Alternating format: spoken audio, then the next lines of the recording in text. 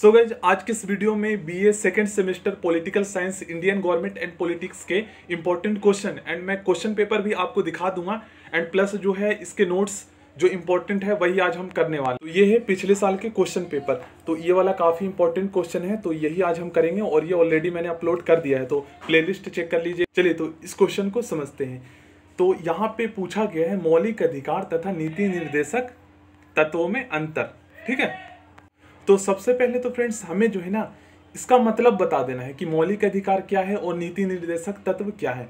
तो नीति निर्देशक तत्व जो है ना संविधान के द्वारा राज्य सरकार को प्रदान किए गए ऐसे आदर्श, ऐसे नियम हैं जो राज्य सरकार को जो है ना लोगों के लिए कल्याणकारी कार्य करने के लिए प्रोत्साहित करती है। मतलब कि ऐसे नियम हैं जो राज्य सरकार को लोगों के लिए जो है ना कल्याणकारी कार्य करने के लिए जो है प्रोत्साहित करती है। ठीक है, इसे कानूनी मान्यता प्राप्त नहीं है, ये राज्य सरकार के ऊपर डिपेंड करता है कि वो इसे लागू करे या ना करे। ठीक है, बट यहाँ पर मौलिक अधिकार में क्या अंतर है ना कि मौलिक अधिकार जो है हमारे भारतीय संविधान के द्वारा प्रदान किए गए हैं।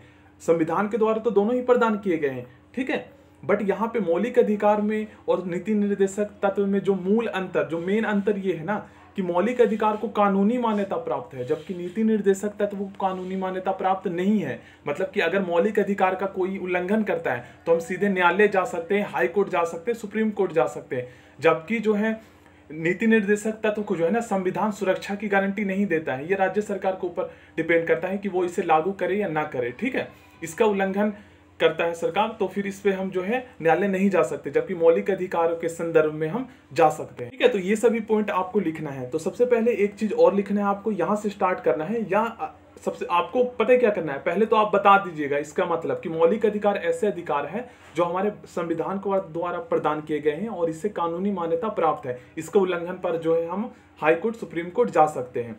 उसके बाद हमें पता है क्या लिखना है, उसके बाद हमें लिखना है कि मौलिक अधिकार जो है ना ये अमेरिका के संविधान से लिया गया है और ये नीति निर्देशक तत्व आयरलैंड के संविधान से लिया गया है।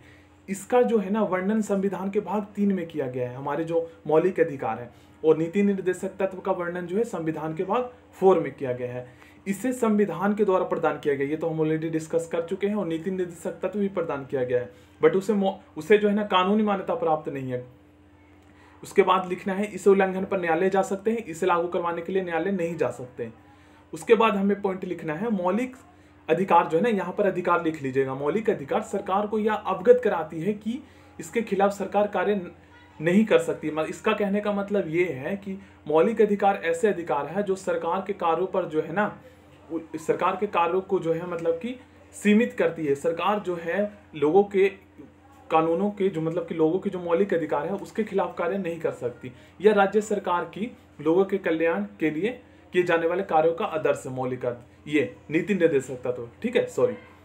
अब उसके बाद मौलिक अधिकार जो है हमारे न्याय योग्य है, ठीक है, और नीति निर्देशक तत्व जो है न्याय योग्य नहीं है। यह राज्य सरकार के ऊपर डिपेंड करती है कि लागू करे या ना करे। तो अगर आप बोलते हैं गाइस क्वेश्चन पेपर अपलोड करने, तो मैं क्वेश्चन पेपर जो है सेकंड सेमेस्टर का अपलोड कर दूंगा। एंड यहाँ पर जो है ना सेकंड सेमेस्टर के जो भी इंपॉर्टेंट क्वेश्चन जो पिछले साल आ चुके हैं उनका सभी का जो है मैंने नोट्स प्रोवाइड किया है, तो चैनल पर विजिट करके देख लीजिएगा और चैनल को सब्सक्राइब करके बेल आइकन को जरूर प्रेस कर लीजिएगा। So thank you, next video